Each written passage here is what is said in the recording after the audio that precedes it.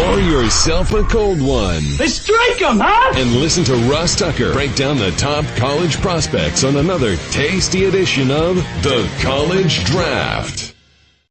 Yeah, it's Daddy Soda time here on the College Draft Podcast, presented, of course, by DraftKings. I'm Ross Tucker, former NFL offensive lineman, 5 teams, 7 years. Now I've got 5 different podcasts as part of the network, The Business of Sports with Andrew Brandt, Even Money Betting Podcast. We have an awesome guest tomorrow. Looking forward to that.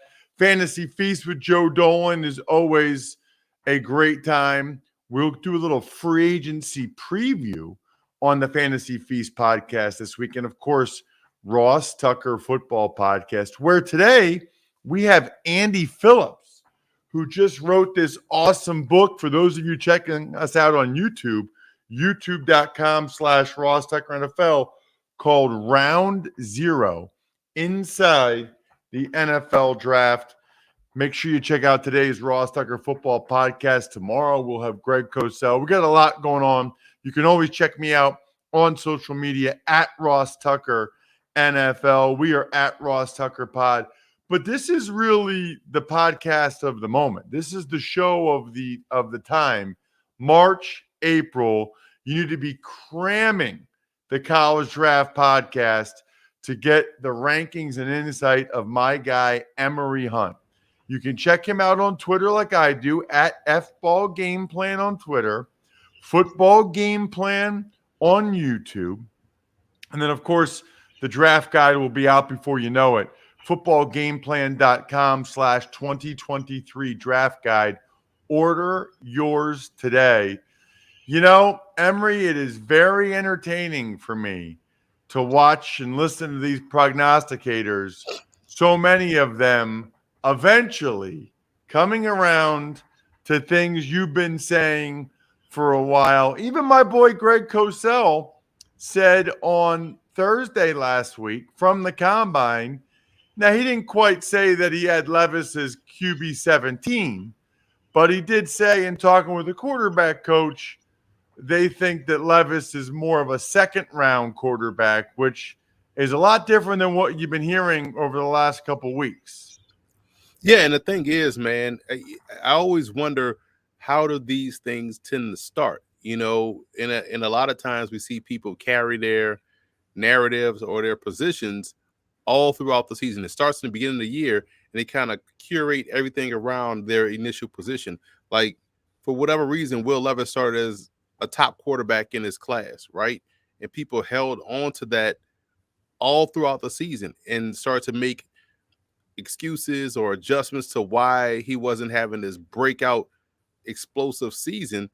And, you know, it was the OC left, the offensive line is not that good, no really weapons on the perimeter. They always say you go check his 2021 tape, but if you go back and check that tape, it's the same as the tape we just watched in 2022.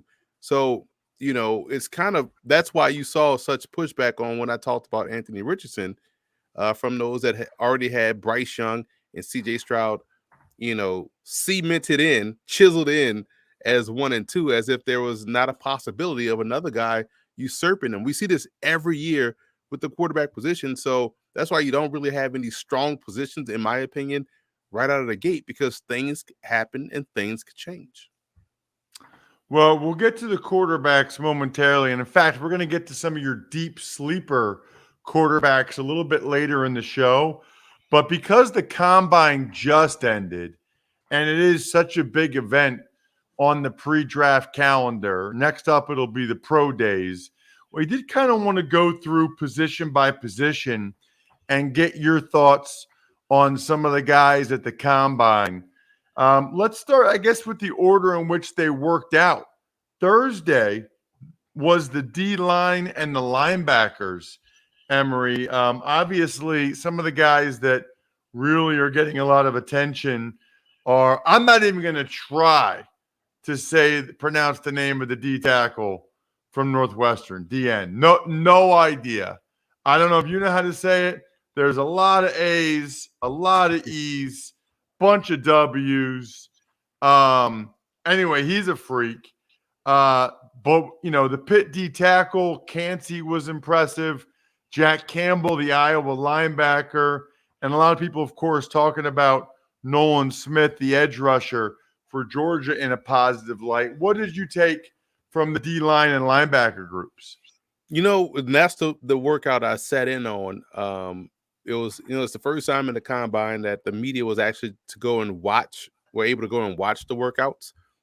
So we were sitting there watching, and you wonder. They had us offset behind the 40, toward the end of the 40-yard dash. So it's not like we could sit there and time guys ourselves or get our own splits. So you're just kind of watching, guys work out. But I was shocked at how fast Nolan Smith ran.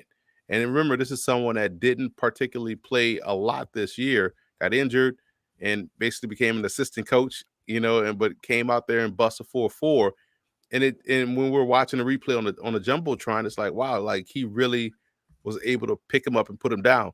And I haven't gotten that far yet to grading defensive players. I'm still working through the rest of the tight ends. I should be done today, or at least early tomorrow. Then I move to offensive line.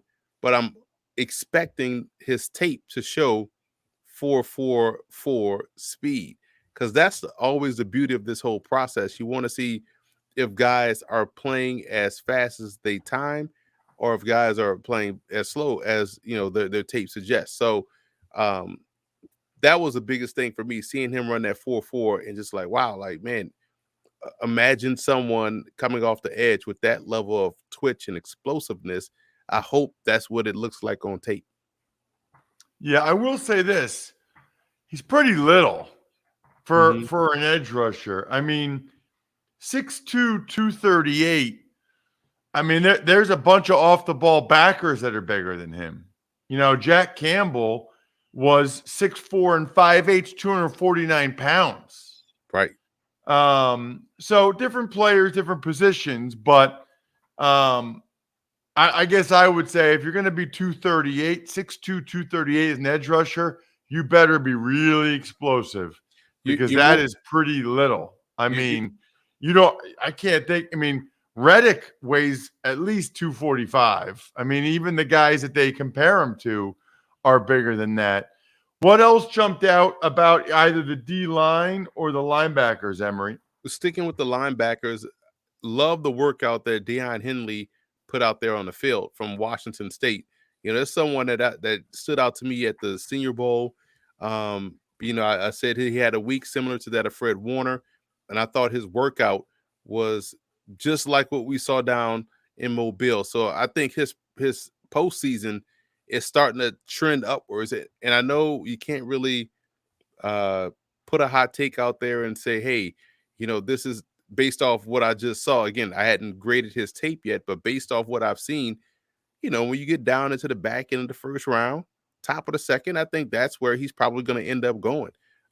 He's someone that really works well and coverage well, and is athletic. He's fluid in his athleticism, went through the bag drills rather well. So I love this postseason process for Henley.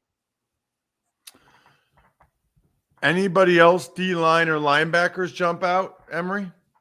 No, that was it for me. Like, just watching those guys, and it's fascinating when you watch, who works out, who doesn't work out, who's saving what for pro day and who's not. But I just thought the linebackers, and to go back to Nolan Smith, he's probably now more in that conversation of being mainly a Sam backer as opposed to being a pure hand in the dirt edge guy. And again, Sam, you're still going to be able to rush the passer, but you're playing over the tight end for the most part. So going back and watch his bag drills, his positional drills, see how well he performed, would be something that I would definitely partake in once I get to his that position. Let's go to day 2, and that was the corners and the safeties. By the way, there's a lot of Illinois guys. Oh my God! I mean, this is the most Illinois guys that are good players I can remember the whole Illinois secondary is there. I mean, how did that happen? Was that Lovie Smith recruiting like 4 years ago? I mean, he knows what a DB looks like, evidently. Yeah, and the crazy part is we talked to Chance Brown. What's the DB? Chase is the running back. We talked to his brother, the defensive back up there on the podium. I'm not on the podium at CBS, and I was like, man, selfishly, I wish all of you guys, were going back the following season, because I felt like this team was 1 year a little bit too early. Like Illinois probably could have been outstanding next year. And did they feel that starting to happen? He was like, yeah, we just, obviously they give you we put in the work and all that stuff like that, but they kind of knew that they were going to be good that this past season. But what really stood out to me was, and I'm surprised he's getting this amount of buzz now, and justifiably so. But he stood out to me as a true freshman when they threw him out there during the COVID year, and that was Christian Gonzalez, the corner of Oregon. Like when he was at Colorado, I was like, wow, this dude, a freshman, 6'2", 100 whatever pounds, and out there competing. And how they do with a freshman, they try to throw at him, but he was always able to showcase the length, the athleticism, and just the fluidity within his game. You saw that when he was running. I think he was one of the few guys. You know how guys are, because they put so much emphasis on the 40-yard dash, and you saw how tense everybody's running because they want to run that fast time because they know how much it means. Gonzalez got up there and just fluidly ran his time and ran fast. Like he was at ease, like he's comfortable with who he is as an athlete. And I thought, again, the athleticism, the fluidity, the range, combined with what we saw on tape, and I'm talking about just from a live viewing perspective, I thought he had an impressive workout. Yeah, I mean, he was one of the guys that a lot of people were talking about. How about DJ Turner running a 4.26 40 from Michigan? He can fly as well. But Gonzalez is 6'1.5", 200 pounds, running that 4.38, 41.5-inch vertical, 11'1" broad jump. He's going to get drafted high. Oh, you have those numbers, he's going to get drafted really high. He's going to be a first rounder, in my opinion, like a let's say a top 15 pick. When you talk about those height, weight, measurable, speed, fluidity, ball skills, and how he looked in the defensive back drills. Oh yeah, it wouldn't surprise me to see him be the first corner off the board, based off how he checked out, and just from you love seeing how these guys competed out there, and DBs are going to run fast, DBs are going to compete, but you talk about Gonzalez and the fact that he's been able to continue to get better at every stop, every year, going from Colorado to Oregon, like by far, in my opinion, the most impressive. I was upset we didn't get to talk to Weatherspoon because he got tied up with the medicals, and so we didn't get a chance to see him come over to our set and get a chance to speak with him. But yeah, Illinois and I love how everyone that we talked to from Illinois, because we talked to the safety as well, Quan, I believe, and everyone had everyone from Illinois had that dog in them, that they just like, oh yeah, we were able to play multiple spots in the secondary. We play a lot of zone, but I want to come out here and show I can play man if necessary. I can play safety. I can play down inside. Like, I love the versatility and the confidence from everyone from Illinois in that secondary that we were able to talk to. Let's move on. Unless you have anybody else, cornerback safeties, we can move up on the cornerback, wide receiver, tight end. Yeah. Okay. Cornerback, wide receiver, tight end. Quarterback, wide receiver, tight end. Well, I was laughing while Anthony Richardson was putting the big numbers up because, to your point, I mean, you were on this before the season started, but now I don't know that anybody knew he would jump that high at that weight. But we knew he was going to be big, and we knew he was going to be fast. I was shocked that because we were discussing, like, okay, we're thinking 230, we're thinking, guys cut weight. And I went to I wasn't on set that day, but I went there anyway to see if I can probably get a question in at the podium, because the guys on the set had him coming to the stage. And so when he came to the stage, he's standing next to Danny Cannell, and Cannell is close to 6'4". I thought Cannell was 6'4", but Cannell is like 6'3" and almost 6'4". But he had like a good, 2 inches over, maybe even 3 inches over Cannell. I was like, wow, that's crazy. Like, I just thought he was, closer to 6'3", 6'3" and 6, some change, or maybe 6'4". So, but he was lean. And so when he measured in at 244, this was Saturday morning. I'm on set and I'm like, man, you think he's gonna run now that he weighed in at 244? Like, I thought he was gonna be like 230, maybe 228 for the combine, because he looked lean when I saw him in person. And I'm like, I wouldn't run if I were him at 244, because you figure that's why Bryce Young didn't run, because he checked in at 204. It's like he's never ran with that weight, so he just want to use that weight to measure in, and then drop the weight, and then run at his pro day. So I was like, I'll be shocked if he runs, or if he does run, he's probably going to run 4.5. Man, when he got out there and ran at 4.44 and jumped 40 inches at 244 pounds, that's just ridiculous, man. Like, that shows you explosiveness, power. He's a very good athlete, and he's carrying that 244 rather well. So looking at how he's built, obviously we know he's someone that can stay in the pocket, take a shot, and deliver the football. But physically, it was just impressive to see him measure up. Yeah, he was very, very impressive. Reportedly, and I don't know what this means, but reportedly he was very impressive with the team interviews as well, Emory. That was also surprising, because we know this, Ross. Every year when it comes to these athletic quarterbacks, you start to hear the whispers after people see them at the podium. Oh, well, he's not. I heard he's doing poorly in interviews. Oh, I heard he's doing poorly on the whiteboard. So it was a pleasant surprise to hear those rumors come out and him doing. I was like, wait a minute, has racism ended? Like, what? This is crazy. This is phenomenal to see. So, but it also shows you how important it is for guys to understand what their job is, and understand how important this whole process is, because nothing gets protected, right? Everything is going to get leaked, whether or not you had it. Time out. Let's rewind back to the Jalen Carter thing, because, Ross, I've never seen this before ever, right? So we were on set getting ready to interview Will Anderson. And so we're introducing ourselves to Will Anderson. He's coming up, sitting down.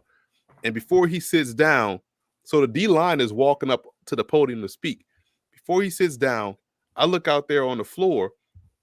When I say at the same time, everybody on the floor did this, like look down at their phone as D linemen are getting up there.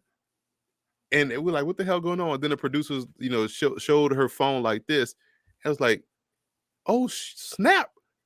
Like, what just broke? Like, so everybody got the Jalen Carter story at the same time. So naturally, he's not going to get up on a podium. He's going to be already on a flight back to Georgia. I had never seen that. So I said all that to say nothing is held at the combine. So I'm glad to see that positive things were leaking out about Richardson in the classroom, and at the whiteboard, and how he's carrying himself and interviewed, because we also heard things about CJ Stroud and how well he was doing as well. So yeah, if you are a young high school senior going into college, everything that you do is in preparation for this particular test. The combine is the biggest open book test, and if you don't ace all parts of it, you failed. Any other thoughts on any of the quarterbacks, receivers, or tight ends? I know we spoke about first of all, I was impressed with Laporte, the Iowa tight end, Sam Laporta. Yeah, Sam Laporta. I just don't understand where Iowa finds these guys. Like, there's a legit tight end factory at Iowa, just fluid, just athletic. He was someone's tape I had graded prior to the combine started, so I'm not surprised to see how fluid he was and how well he did the drills. Is a lot of the guys that I had really pegged as good blocking tight ends. Unfortunately, the combine is not going to show you how good of a blocker you are, because you're going against bags. So it's still kind of an unfair drill to the non-athletically inclined. tight ends, but I was glad to see Laporta do well. In terms of wide receiver, it's funny to hear every agent tell you prior to the combine, "Oh, my guy's running 4.4. He's been clocking 4.4 at training." Like, okay, like I know how fast 4.4 is. Not everybody's running 4.4, and that's fine. I think some people were shocked at how much Jordan Addison weighed, and like, wait a minute, man, he never was like 190 pounds. You know, he's going to always be like that. It's like they were shocked at the corner from Mississippi State that weighed in at 166. Like, okay, cool. He was skinny on film, but was not skinny is those 6 pick sixes and those 14 interceptions. That's rather fat. You know what I'm saying? That's very healthy. I don't care if he's 166. I don't care if Jordan Addison is 176. Like, weight is easier to gain once you get older. Like, they're going to find weight to put on these dudes. I'm not worried about that at all. 2 shout outs I got to give out, Emory, for different reasons.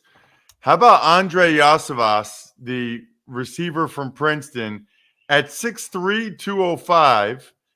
He ran a 4.43, but he also had a 39-inch vert, 10'8" broad, but he had the second fastest short shuttle of any of the receivers behind Jackson Smith and Jigba, who, by the way, had a great workout, had by far the best short shuttle. But for Yasavas at 6'3", 205, to have the second best short shuttle, that's impressive, because they knew he had long speed from track, but he didn't know about his change of direction. And then the next guy, Zach Kuntz, I saw him play high school basketball. I can walk there from my house right now. I can walk there. He was only in 10th grade, maybe 11th. They're playing some Philly school. He had a couple of dunks. He had some blocks. Well, it makes sense. 6'7.5", 255. He jumped 40 inches, Emory. At 6'7.5", 255. Ran a 4.55 40, 10.8 in the broad jump. He's a multiple state champ in the 110 high hurdle. So he's got that background as well, but he is a legit athlete. Let's move on. Last but not least, how about the O-line and the running backs, Emory, your specialty? Why even have the O-line do the 40-yard dash? What a waste of time, right?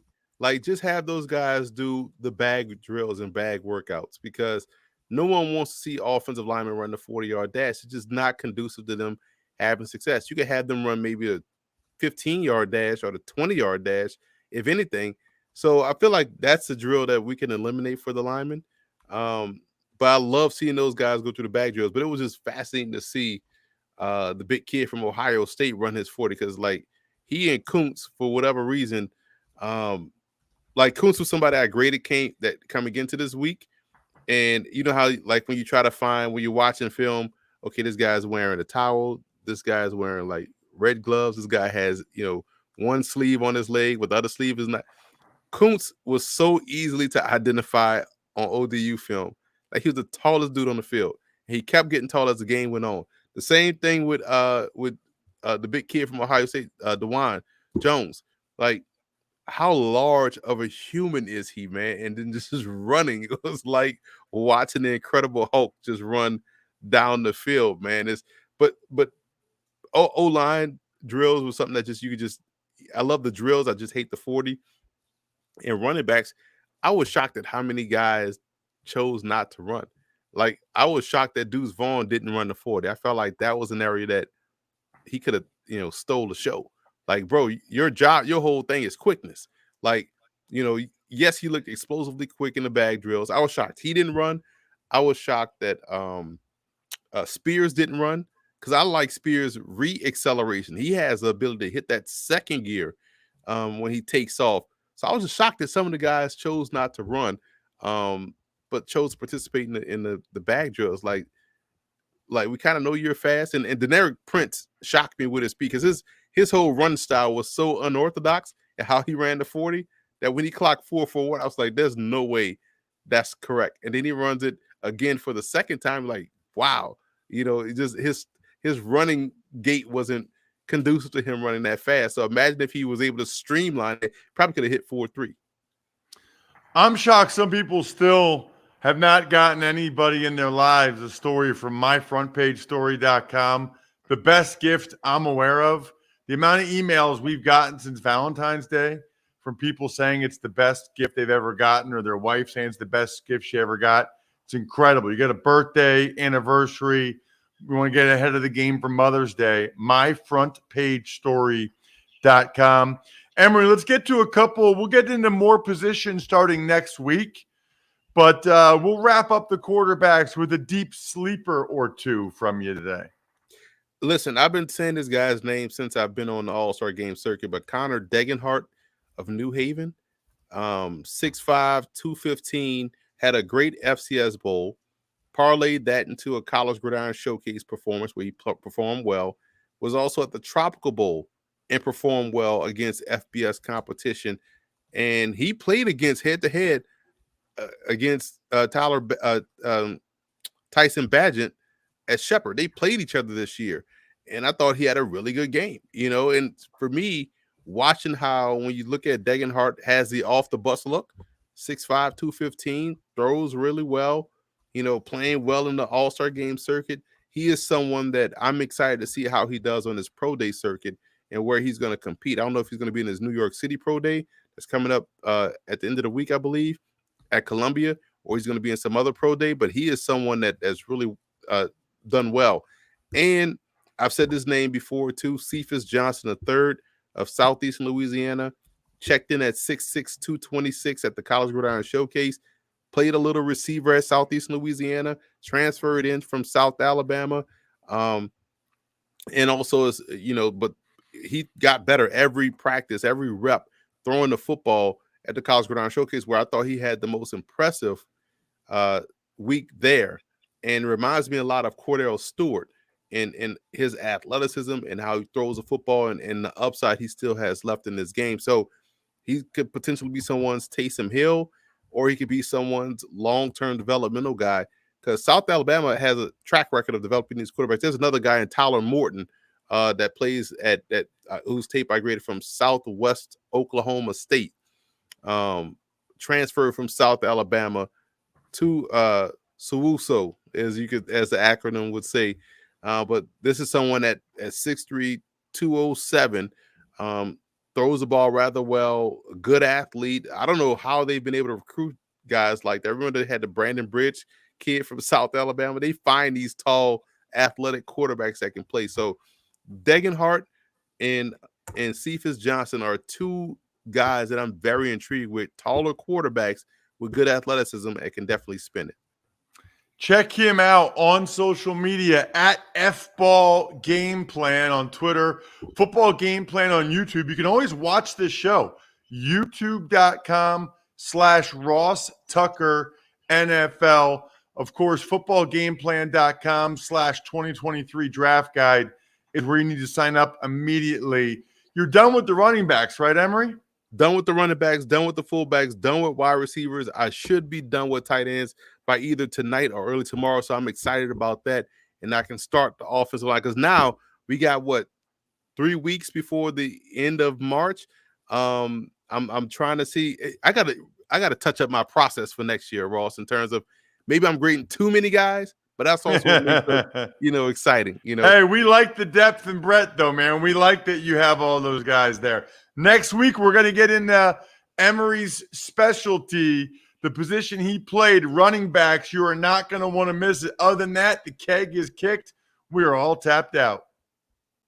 Thanks for listening to the College Draft Podcast. Make sure to also subscribe to the Ross Tucker Football Podcast, Fantasy Feast, Even Money, and The Business of Sports. All available at Apple Podcasts, rosstucker.com, or wherever podcasts can be found.